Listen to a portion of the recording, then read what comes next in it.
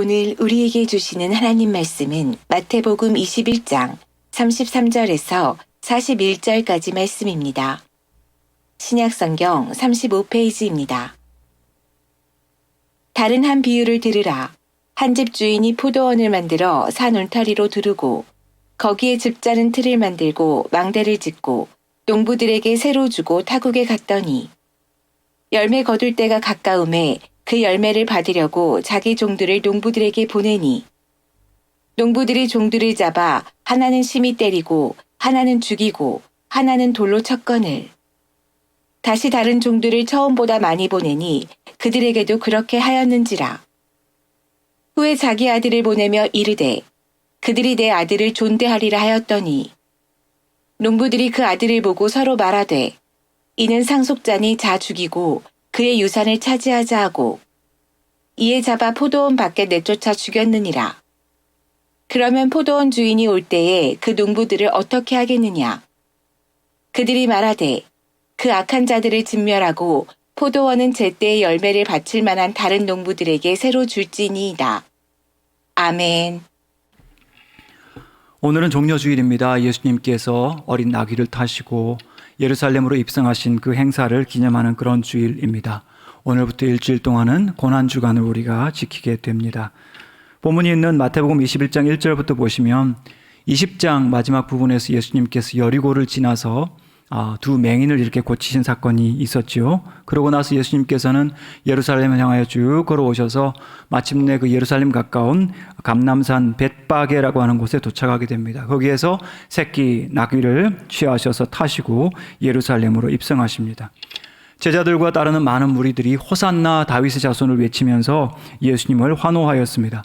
호산나라는 뜻은 여러분 아시지만 지금 구원하소서 우리가 간구합니다 라는 뜻입니다. 찬송하리로다 주의 이름으로 오시는 이여라는 이 오시는 이는 바로 메시아를 가리키는 타이틀입니다. 메시아를 기다렸다는 뜻이죠. 가장 높은 곳에서 호산나, 이것은 우리의 구원은 가장 높은 곳 하늘 하나님의 보좌에서 내려옵니다 라는 고백입니다. 지금까지 예수님께서 하신 모든 일들을 보았던 많은 유대인들과 제자들이 예루살렘 들어오시는 예수님을 향해서 메시아라 부르면서 호산나 구원해달라고 간청하고 있습니다. 오늘 종려주일 우리도 함께 이 기도와 간청을 외쳤으면 좋겠는데요. 저를 따라서 한 구절씩 우리 부르도록 하겠습니다. 호산나 다윗의 자손이여 찬송하리로다 주의 이름으로 오시는 이여 가장 높은 곳에서 호산나.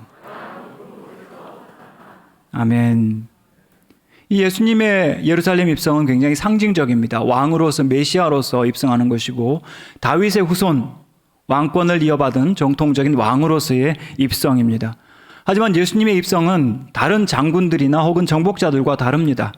알렉산더가 예루살렘을 입성하면서 아주 기세등등하게 말을 타고 야망과 교만 가득한 정복자로서 정복하고 그리고 입성하는 것이 아니고 로마의 많은 장군들이 군대와 함께 호령하면서 입성하는 것이 아니라 새끼 나귀를 타고 누구나 다가가서 만질 수 있는 가장 평화로운 왕, 평화의 왕으로 예수님께서 입성하셨습니다. 우리의 왕은 겸손하셔서 나귀의 새끼를 타셨고 하나님과 인간의 사이에 세워진 모든 원수된 것들을 무너뜨리시는 화평의 왕으로 예수님께서 입성하셨습니다. 이제부터 예수님께서는 고난의 길을 한 걸음씩 더 다가가게 되셨습니다.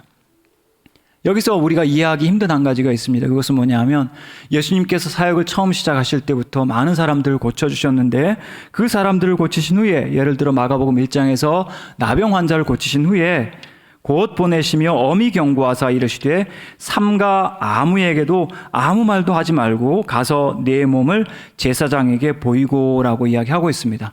엄히 명하셔서 아무에게도 예수님께서 이 일하신 것을 알리지 말라고 말씀을 하셨습니다.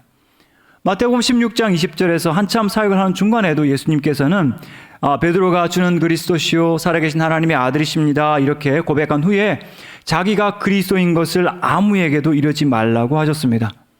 근데 이 예루살렘에 입성하는 이 종려 주일에 와서는 예수님께서 모든 것을 공개하시는 것을 볼 수 있습니다. 지금까지 알리지 말라고 하시다가 많은 사람들이 환호성 지르면서 다윗의 자손으로 오신 그 주님께 호산나를 부르면서 구원을 베풀어 달라고 간구하는, 그래서 10절 말씀 보시면 온 예루살렘 성에 소동이 일어났습니다. 도대체 이게 누구냐? 나사렛 예수다. 예수님이 누군지 선명하게 분명하게 밝혀주셨습니다. 이것을 가리켜서 메시아 비밀이라는 말을 전문가들이 사용을 합니다. 신학자들이 메시아 비밀이라고 하는데, 처음에 예수님은 자신을 널리지 않고 비밀을 이렇게 지키게 하시다가 이제 때가 되어서 공개적으로 자신을 다윗의 자손이라, 약속하신 메시아라, 구원자라고 밝히 드러내고 있는 것을 볼 수 있습니다. 그리고 성전에 들어가셔서는, 이 걸음에 성전에 들어가셔서 짐승과 장사꾼들을 쫓아내시고 공개적으로 가르치시면서 원수들로 하여금 도대체 무슨 권위로 당신이 이렇게 하는 거예요? 질문하게 하고 항의하게 하셨습니다. 어떤 신학자들은 예수님의 십자가가 사고라고 이야기합니다. 예수님도 모르는 사이에 이런 사건이 벌어져서 십자가에 그냥 운 없이 달려 죽은 것이다 라고 이야기합니다. 하지만 예수님의 십자가는 그런 것이 아닙니다. 예수님은 처음부터 하나님의 약속하신 십자가의 그 고난의 시간을 정확하게 알고 계셨습니다. 십자가의 때를 아시고 자신의 죽음의 시간을 정확하게 아시고 주도적으로 자발적으로 그 십자가의 길을 가셨다는 것입니다. 십자가가 고통스럽고 하나님으로부터 끊어지는 고통이 있지만 그 십자가를 거절하지 않으시고 어쩔 수 없이 억울하게 죽으신 것이 아니라 하나님의 계획에 순종해서 자발적으로 적극적으로 그 십자가의 길을 가셨다는 것을 이 메시아 비밀이라고 하는 말이 우리에게 이야기해 주고 있습니다. 특별히 오늘 이 비유의 말씀, 포도원 농부와 그 아들에 대한 비유의 말씀은 예수님을 잡아서 죽이려고 하는 대제사장들과 바리새인들에게 질문하시고 말씀하신 비유의 내용입니다. 원래 비유라고 하는 것은 그 뜻이 모를 정도로 모호하게 말씀하시는데 이 비유는 너무나 선명합니다. 누구에 대하여 하시는 말씀인지 너무나 선명하기 때문에 마지막 절에 가서 보시면 이 대제사장들과 바리새인들이 예수님을 그 이야기를 듣자마자 체포하려고 애를 쓰는 것을 볼 수가 있습니다. 하지만 이 비유에는 우리 예수님이 지신 십자가의 가장 중요한 죽음의 깊은 뜻이 담겨 있는데, 여기에 나오는 등장인물 세 사람들을 우리가 살펴보면서 주님의 그 의도와 또 비유의 뜻을 찾아보려고 합니다. 첫 번째는 악한 농부들 이야기, 두 번째는 포도원 주인, 세 번째는 주인의 아들 이야기입니다. 첫 번째, 이 악한 농부들은 주인을 인정하지 않고 자신들이 주인이 되려고 하는 그와 같은 죄를 범하는 것을 볼 수 있습니다. 35절 말씀 우리 같이 읽겠습니다. 농부들이 종들을 잡아 하나는 심히 때리고 하나는 죽이고 하나는 돌로 쳤거늘. 한 주인이 포도원을 만들었습니다. 거기에 울타리를 이렇게 둘렸습니다. 산 울타리를 만들었다고 했죠. 가시나무나 다른 종류를 가지고 그 포도원에 울타리를 만들었습니다. 그 안에 네모난 즙을 짜는 틀도 만들었는데 수확한 포도를 나중에 거기에 잔뜩 이렇게 쌓아놓고 발로 밟습니다. 그래서 거기에서 나오는 즙을 가지고 포도주를 만들게 되겠죠. 높은 망대를 세웠습니다. 때로 높이가 5m, 6m 되는 망대인데 농사꾼들이 거기에서 지내기도 하지만 또는 거기에서 망을 보면서 도둑들이 들어와서 훔쳐가지 못하도록, 짐승들이 과수원을 해치지 못하도록 그렇게 지키는 곳이 망대입니다. 이와 같이 포도원을 거의 완벽하게 잘 준비를 해놓고 가꾸어 놓고 이 주인은 그 지역에 있는 농부들에게 세를 주고 자신은 타국으로 여행을 떠났습니다. 당시에 땅을 가졌던 많은 사람들이 흔히 행하던 농사법이었습니다. 이제 그 농부들은 열심히 농사를 해서 수확 가운데 절반은 주인에게, 절반은 자신들이 나누어서 가질 수 있는 그런 특권도 가지게 되었습니다. 이 주인의 바람은 무엇이겠습니까? 이 농부들이 열심히 일을 해서 정말 이 포도원에서 많은 좋은 과일들이 많이 생산되어서 주인도 좋고 농부도 좋고 하는 것이었습니다. 그래서 마침내 이제 추수할 때가 되었을 때 주인은 종들을 보내어서 이 농부들에게 이제 주인에게 돌아올 몫을 이렇게 요청하게 되었습니다. 근데 무슨 일이 벌어졌죠? 35절 말씀을 보시면 농부들은 다짜고짜 종들을 잡아서 하나는 심히 때리고 하나는 죽이고 하나는 돌로 쳤습니다. 정말 믿을 수 없는 끔찍한 일이죠. 좋은 것을 바랐는데 정말 끔찍한 소식이 들려왔습니다. 이거 뭔가 잘못된 거다. 그래서 혹시 이 농부들이 주인의 말을 못 알아들었나 싶어서 다시 종들을 조금 더 많이 보냈습니다. 그런데 그들에게도 똑같이 때리고 죽이고 돌로 쳤습니다. 우크라이나 전쟁을 우리가 뉴스로 보면서 화면으로 보면서 정말 끔찍한 일들이 21세기에도 일어날 수 있구나. 이 문명사회에도 자동차를 모두가 타고 다니는 이런 시대에도 전쟁으로 말미암아 저렇게 많은 사람들이 죽고 고통을 당하는구나. 우리가 보게 됩니다. 여러분 2000년 전이나 지금이나 인간의 본성은 변하지 않았습니다. 이 땅에 살아가는 생물들 가운데 침팬지와 인간이 유일하게 같은 동족들에게 해를 가하고 심지어 죽이면서 쾌감을 느끼는 존재라고 합니다. 그만큼 우리 인간의 본성이 잔인하고 또 오염되었습니다. 종들은 주인의 대리자입니다. 주인의 음성을 가서 전달하고 주인의 요청을 수행하는 그런 종들인데 농부들은 그들을 가혹하게 대하면서 마치 원수를 대하듯이 잔인하게 그들을 죽였을 뿐만 아니라 주인에게도 끔찍한 메시지를 보냅니다. 우리에게는 주인 같은 거 없어. 또 보내면 또 죽어. 예수님 말씀하시는 이 종들은 누구일까요? 이스라엘 백성들에게 보내진 많은 선지자들을 이야기합니다. 이스라엘 백성들 하나님 백성들이죠. 아브라함의 자손들입니다. 하나님께서 그들에게 정말 아름다운 약속의 땅을 허락하여 주시고 거기에서 하나님을 예배할 수 있는 모든 여건을 마련해 주셨습니다. 근데 그들은 하나님의 음성을 듣고 하나님을 주인으로 인정하기보다 끊임없이 우상을 따라가며 보이는 것을 따라가며 거기에서 만족과 거기에서 감사를 느꼈습니다. 하나님께서 선지자를 보내셨습니다. 엘리야, 이사야, 예레미야, 세례 요한, 스데반 같은 선지자들을 보내셨습니다. 선지자들이 그들 가운데서 사역하고 하나님의 음성을 들려줄 때 어떻게 했습니까? 뺨을 때리고 죽음을 위협하고 감옥에 가두고 히브리서 11장 보니까 또 어떤 이들은 조롱과 채찍질 뿐 아니라 결박과 옥에 갇히는 시련도 받았으며 돌로 치는 것과 톱으로 켜는 것과 이사야 선지자가 이렇게 죽었다고 생각하죠? 시험과 칼로 죽임을 당하고 양과 염소의 가죽을 입고 유리하여 궁핍과 환난과 학대를 받았으니 선지자들이 이방인들에게 고난당한 것이 아니라 아브라함의 자손이라고 하는 이스라엘의 백성들에게 이스라엘의 왕과 지도자들에게 이 핍박과 고난을 겪게 되었습니다. 그들을 통해서 주시는 하나님의 음성을 듣고 회개하는 대신 그들은 선지자들을 쳐서 죽였습니다. 하나님 말씀을 선포하지 못하도록 자신들을 거스르는 말과 요구를 하지 못하도록 지독한 자기 중심성 속에 갇혀서 자기가 왕인 것처럼 자기가 최고의 권위자인 것처럼 자기의 말 외에는 듣기 싫어하는 교만한 본성들을 그들이 가지고 있었습니다. 앤토니 티슬턴이라고 하는 저명한 신학자가 이렇게 이야기했습니다. 하나님의 말씀이 가장 날카로움을 가지게 되는 때는 그 말씀이 독자들에 대하여 친구로서가 아니라 적으로 다가올 때이다. 말씀은 우리가 기존에 가지고 있던 소망이나 기대를 변화시키고 바로 잡아준다. 선지자를 통해서, 목회자를 통해서, 때로는 여러분이 성경 말씀을 열어서 묵상할 때 하나님 말씀이 적으로 다가올 때가 있습니다.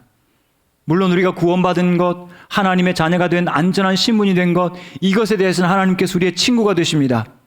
하지만 우리를 거룩하게 하시고 성화시키게 하시고 다시 변화시키고자 하는 하나님 말씀은 끊임없이 우리에게 적으로 다가오고 우리에게 칼로 다가오는 것입니다.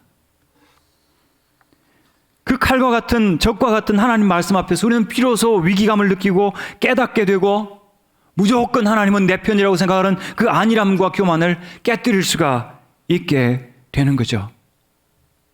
하나님 말씀이 여러분에게 다가올 때, 하나님께서 말씀이 여러분을 향하여 칼을 겨눌 때 여러분 변화될 준비를 하시기 바랍니다. 순종할 준비를 하시기 바랍니다. 우리 본성은 하나님 말씀을 싫어합니다. 육신을 따라가고 싶어하고 나를 따라가고 싶어하고 우상을 사랑하고 싶어합니다. 결국 이 악한 농부들은 주인을 인정하지 않고 무시하였습니다. 우리의 가장 큰 문제가 주인을 알아보지 못하고 내가 내 인생의 주인이 되려고 했던 것처럼, 여러분 오늘 이 농부들을 생각할 때 그건 나쁜 사람들이고 라고 그 사람들 나쁜 사람 취급할 것이 아니라 이것이 나일 수가 있다고 하나님 말씀이 적으로 다가오는 순간을 여러분 느끼셨으면 좋겠습니다. 깨달으셨으면 좋겠습니다. 때로 우리가 나의 몸, 나의 생명, 이 세상에 소유한 모든 것은 내 것이라고 생각할 때 그 모든 것들의 주인 되시는 하나님은 어디 계십니까? 하나님께서 모든 것 주셨을 때 하나님은 하나님의 몫을 기다리고 계십니다. 하나님께 드리는 시간, 하나님께 드리는 물질, 하나님께 드리는 우리의 생명의 일부. 그렇지만 이스라엘 백성들은 이사야의 탄식처럼 소는 그 임자를 알고 나귀는 그 주인의 구유를 아는데 이스라엘은 알지 못하고 깨닫지 못하였다라고 합니다. 사랑하는 성도 여러분, 예배와 드림과 나눔으로 우리에게 맡기신 모든 것들의 주인 되신 우리 하나님을 기억하시는 여러분들 되시기를 축복합니다. 두 번째 포도원 주인의 이야기입니다. 포도원 주인을 이해하기 가장 힘든 점은 그가 너무 너그럽고 자비롭다는 것입니다. 37절 말씀을 보겠습니다. 후에 자기 아들을 보내며 이르되 그들이 내 아들은 존대하리라 하였더니, 자기 아들을 보내며 내 아들은 존대하리라. 포도원 주인은 첫 번째 보낸 종들이 그렇게 상하고 죽은 것을 보면서도 두 번째 똑같은 방법을 취합니다. 더 많은 종들을 보냈을 뿐이죠. 그런데 두 번째에도 농부들은 처음 종들처럼 핍박하고 죽였습니다. 그러면 포도원 주인은 여러분 같으면 어떻게 하시겠습니까? 뭔가 전략을 바꾸지 않겠습니까? 계획을 바꾸지 않겠습니까? 뭔가 잘못되었다. 다른 방법을 선택해야겠다. 그런데 이 주인은 다른 방법을 선택한다고 한 것이 전략을 바꾼 것이 아니라 똑같은 방법으로 사람만 바꾸어서 보냅니다. 누구였습니까? 자기의 아들이었습니다. 그래도 내 아들은 나를 닮았으니 이 아들 보면 나를 기억하겠지? 아마 이렇게 생각을 하고 기대했던 것 같습니다. 이것은 주인이 자신을 생각한 것도 아니고 종들이나 혹은 자기 아들을 생각한 것도 아니고 오직 농부들을 생각하는 그러한 선택이었습니다. 이 농부들을 긍정적으로 보고 그들에게 다시 한번 기회를 주고 자기가 믿고 맡겼던 그 사람들, 사실은 가치 없는 사람들인데 그들을 위해서 그들에 대하여 오래 참으면서 모든 희생을 감수하는 것을 볼 수가 있습니다. 그래도 내 아들은 알아보고 존중해 주겠지. 내 아들만큼은 나를 분명히 닮았으니까 종들은 몰라도 아들은 존중해 줄 거야. 사실은 기대 밖에는 다른 어떤 방법이 없었습니다. 그런데 그런 주인의 기대와는 아무런 상관없이 이 농부들은 더 악한 계산을 하면서 아들까지 죽이는 것을 볼 수 있습니다. 38절 보시면 농부들이 그 아들을 보고 서로 말하되 이는 상속자니 자 죽이고 그의 유산을 차지하자 하고, 많은 유대인들과 바리새인들과 대제사장들이 예수가 하나님의 아들이시고 하늘로부터 오신 것을 알았습니다. 하지만 그를 믿지 않고 순종하지 않고 그를 죽였습니다. 이 비유를 말씀하신 예수님께서는 대제사장들과 바리새인들에게 직접 물어보셨습니다. 40절 보시면 그러면 포도원 주인이 돌아올 때에 그 농부들을 어떻게 하겠느냐? 똑똑한 이 제사장들과 바리새인들이 정확하게 대답을 합니다. 41절 보시면 그들이 말하되 이 악한 자들을 진멸하고 포도원은 제때에 열매를 바칠 만한 다른 농부에게 새로 줄지니이다. 여러분, 똑똑하다고 해서 구원받는 거 아니죠. 사리 분별력이 바르다고 해서 구원받는 것 아닙니다. 눈앞에 하나님의 아들을 두고 그들은 스스로에게 자기에게 해당하는 판결을 지금 내리고 있는 것을 볼 수 있습니다. 여러분 한번 생각을 해보십시오. 하나님 얼마나 너그럽고 자비로운 분인지 모릅니다. 바로 이 어리석게 보이는 포도원 주인처럼 에덴 동산에서 하나님께서는 많은 자유와 기회를 주셨습니다. 이 넓은 동산에서, 이 풍성한 동산에서 마음껏 자유롭게 먹어라. 그러나 한 가지, 나를 기억한다면 저 중앙에 있는 선악과 나무는 그것만은 먹지 말아라. 이 농부들에게 포도원 주인은, 자, 이 모든 포도원이 너희 앞에 있다. 너희 것이다. 마음껏 농사를 지어서 한번 우리가 많은 소득을 거두어 보자. 하지만 소출이 생기면 나의 몫은 꼭 좀 기억해 다오. 오늘 우리 인생들에게 아름답고 싱싱한 청년기, 성숙한 장년기, 지혜로운 노년기 마음껏 살아라. 그러나 한 가지, 너의 창조주가 있다는 것, 너 생명의 주인이 있다는 것은 잊지 말아라. 그 하나님이 자비롭지 않습니까? 너그럽지 않습니까? 이런 하나님이 계심에도 불구하고 많은 사람들이 하나님 너무 인색하다, 너무 잔인하다. 하나님 계신다면 내 인생은, 왜 이 세상은 이 지경인가? 그러나 하나님께서는 심지어 때로 우리가 주인을 잊어버리고 이거 내 거야, 전부 내 거야, 자기만 생각하고 자기 중심적으로 살아온 우리에게 기회 주시고 또 기회 주시고 종들을 보내시고 또 보내시고 말씀하시고 또 말씀하시면서 우리가 주인이 있다는 사실을 알게 되기를 지금도 기다리고 계십니다. 혹시 그 주인, 이 자비롭고 너그러우신 주인을 아직 만나지 못한 분이 계시다면 그 주인이 기다리고 있다는 사실을 꼭 기억하시고 이 자비로우신 주님을 알아보고 그분께 돌아오시는 여러분들 되시기를 축복합니다. 마지막 세 번째, 주인의 아들입니다. 이 주인의 아들은 앞선 종들이 겪은 일들을 알면서도 아버지의 보내심에 아무 말 없이 순종합니다. 아들 이야기가 한마디도 안 나와요. 38절 말씀을 우리 같이 읽겠습니다. 이 아들에게 무슨 일이 생겼습니까? 농부들이 그 아들을 보고 서로 말하되 이는 상속자니 자 죽이고 그의 유산을 차지하자 하고 이에 잡아 포도원 밖에 내쫓아 죽였느니라. 앞선 종들이 이렇게 핍박당하고 또 죽은 것을 보았다면 이 아들은 알았을 텐데 당연히 우리 같으면 아버지에게 항의를 하고 가기를 거절했을 텐데 자기에게 어떤 어려움이 닥칠지 아마도 짐작이 들 텐데 이 아들은 한마디 말하지 않고 그 아버지의 기대를 따라서 포도원을 찾아갔고 과연 잔인한 농부들은 예상대로 그의 재산을 차지하기 위해서 그 아들을 기어코 죽이고 말았습니다. 왜 그들은 아들을 잡아서 포도원 밖에 내쫓아 죽였을까요? 아마도 그 포도원이 너무나 탐스러웠던 것 같습니다. 너무나 탐이 났던 것 같습니다. 그 탐스럽고 자기가 좋아하는 땅에 아들의 피를 흘리기를 아마 원치 않았던 것 같습니다. 아들의 흔적을 남기기 원하지 않았던 거죠. 자신들의 죄책감과 과거를 자기들이 생각하고 싶지 않았던 거죠. 심지어 죄책감과 후회 같은 것 다시는 생각지도 않겠다고 아마 그 아들을 바깥으로 끌고 가서 아버지의 땅도 아닌 곳에 데리고 가서 그를 죽였습니다. 히브리서 13장 보시면 예수님의 죽음이 성문 밖에서, 영문 밖에서, 모든 백성들은 성문 안에 살고 있는데 예수님은 성문 밖으로 끌려가서 거기에서 고난을 받으시고 거기에서 죽으셨습니다. 성문 바깥은 아싸들이 사는 곳입니다.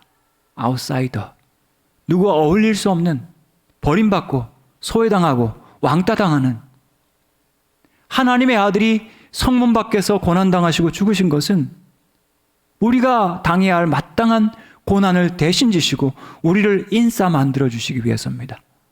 우리를 하나님의 백성 삼아 주시기 위해서입니다. 텔레비전 다큐멘터리를 보니까 이 양들을 도살하는 장면이 나옵니다. 영국이나 혹은 호주 같은 데서는 조금 기술이 발달했으니까 양들을 잡을 때 이렇게 그 헤드폰 같은 그런 전기 충격기를 가지고 헤드폰을 씌워서 기절하게 하고 그 다음에 이제 양을 잡습니다. 근데 저기 남미 안데스 산맥 그런 그 산 위에 있는 목장들에서는 그냥 그런 게 없으니까 양들 몇 마리 이렇게 가두어 놓고 바로 한 마리씩 이렇게 도살을 합니다. 양들을 잡을 때 참 인상적입니다.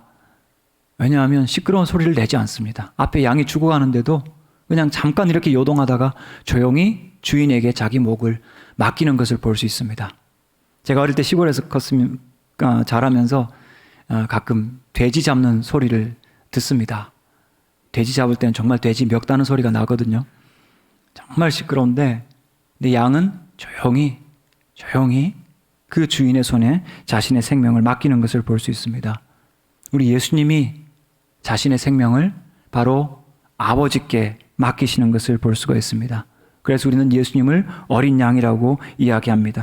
이사야 53장 7절, 예수님의 죽으심을 800년 전에 이사야 선지자가 마치 현장에 있었던 사람처럼 이렇게 우리에게 전달해 주고 있습니다. 같이 읽도록 하겠습니다.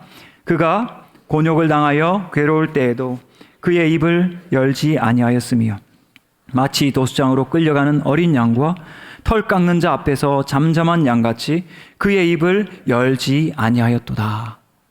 제가 2주 전에 말씀드린 것처럼 우울하고 아픈 사람들은 말을 해야 나을 수 있습니다. 그런데 우리 예수님께서는 곤욕을 당하여 괴로울 때에도 그 입을 열지 않고 모든 고난 하나하나를 자기 몸에 자기 영혼에 다 짊어지셨습니다. 그리고 그 길을 가셨습니다. 어떤 면에서 아버지 하나님은 이 포도원의 주인처럼 악한 농부들에게는 그렇게 오래 참으시면서 정작 십자가에 달리신 그 아들에게는 인색하시고 어떤 면에서 잔혹하셨습니다. 이사야 53장 10절 보시면 여호와께서 아버지께서 그에게 예수님에게 상함을 받게 하시기를 원하사 질고를 당하게 하셨은즉. 어떤 아버지가 자기 아들이 다치고 아프고 괴롭기를 원하겠습니까? 그러나 하나님께서는 그렇게 하셨습니다. 그렇게 하신 이유는 하나님의 자녀가 아닌 우리를 하나님 자녀 삼기 위하여 그 친아들은 이와 같이 십자가에서 버리셨고 지옥의 고통을 당하게 하셨습니다. 그럼에도 불구하고 정작 우리 예수님께서는 십자가를 지고 가실 때 고난당하는 나를 봐라 하지 않으셨어요. 자기 연민을 일으키지 않으셨습니다. 오히려 나를 위하여 울지 말고 너희와 너희 자녀를 위해서 울어라. 누가복음 23장 27절 이 말씀도 같이 읽겠습니다. 또 백성과 및 그를 위하여 가슴을 치며 슬피 우는 여자의 큰 무리가 따라오는지라. 예수께서 돌이켜 그들을 향하여 이르시되 예루살렘의 딸들아 나를 위하여 울지 말고 너희와 너희 자녀를 위하여 울어라. 예수님은 십자가가 통곡의 장례식 되기를 원하지 않으셨습니다. 오히려 그 십자가 현장에서 우리와 우리 자신의 믿음을 염려하라고 말씀을 하십니다. 또한 여러분, 이때 우리가 자주 보기도 하는 영화 패션 오브 더 크라이스트를 보시면 어떤 면에서 참 유익하고 성경 말씀으로 가까이 하게 하는 그런 영화이기는 한데 그걸 제작한 사람이 액션 배우인 멜 깁슨이거든요. 그러니까 그 영화를 어떤 면에서 십자가의 그 잔혹함을 너무 생생하게 액션의 십자가로 만들어 놓은 것을 보면서 좀 안타까운 마음이 듭니다. 물론 십자가의 현장은 정말 잔혹한 것이었고 더 잔혹한 것은 생명의 근원 되신 하나님 아버지로부터 버림받으시고 엘리 엘리 라마 사박다니 버림받으신 그 영적인 유기의 현장, 아들 유기의 현장, 그것이 영적으로는 더 큰 충격입니다. 근데 그 어떤 충격보다도, 그 어떤 아픔보다도 요한복음과 또 사도들과 예수님 자신이 우리에게 바라는 것은 또 다른 목적이 있다는 겁니다. 성찬식을 참여하면서 예수님의 십자가 참여하면서 얼마나 아프셨을까, 얼마나 고통스러웠을까, 그것 때문에 눈물 흘릴 것이 아니라 우리가 할 일은 따로 있습니다. 요한복음 19장 34절 35절도 역시 같이 읽도록 하겠습니다. 그중 한 군인이 창으로 옆구리를 찌르니 곧 피와 물이 나오더라. 이를 본 자가 증언하였으니 그 증언이 참이라. 그가 자기의 말하는 것이 참인 줄 알고 너희로 믿게 하려 함이니라. 아멘. 어떻게 하려 함이라고요? 믿게 하려 함이라. 사도 요한은 군인이 예수님의 허리에 창을 찔렀고 거기에 피와 물이 나오는 장면을 간단하게 이야기하면서 담백하게 이야기를 하면서 이 모든 말씀의 목적은 한 가지, 너희로 믿게 하려는 것이라. 고난주간을 지나면서 여러분 감성적으로 감동을 주실 때 감동을 느끼십시오. 하지만 그것이 목적이 아니고 그것이 끝이 아닙니다. 우리의 끝은 의지로 믿는 믿음입니다. 입으로 하는 믿음의 고백입니다. 예수님은 우리의 구원자이시고 십자가의 죽음은 나의 죄를 용서하려고 죽으신 죽음인 것을 믿으시는 여러분들 되시기를 바랍니다.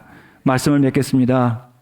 사랑하는 꿈꾸는 교회 성도 여러분, 주님의 자녀 되신 여러분, 때로 우리는 주인을 인정하지 않는 악한 농부처럼 우리가 예수님을 믿으면서도 그럴 때가 있습니다. 생각날 때마다 회개하고 다시 새로워지십시다. 그리고 우리의 주인 되신 하나님 얼마나 너그러우신 분인지, 얼마나 자비로우시고, 얼마나 노하기를 더디하시고, 얼마나 은혜로우신 분인지를 여러분 꼭 기억하시고, 거기에 우리의 소망이 있음을 기억하시는 여러분 되시기 바랍니다. 그리고 도살장으로 끌려가는 어린 양과 같이 끝까지 그 입을 열지 않으시고 아버지 하나님께 순종하셔서 우리로 하여금 죄 용서받은 하나님 자녀 삼게 하신 예수 그리스도 믿고 의지하는, 흔들림 없이 그분만 믿고 따르는 여러분들 되시기를 예수님 이름으로 축원합니다.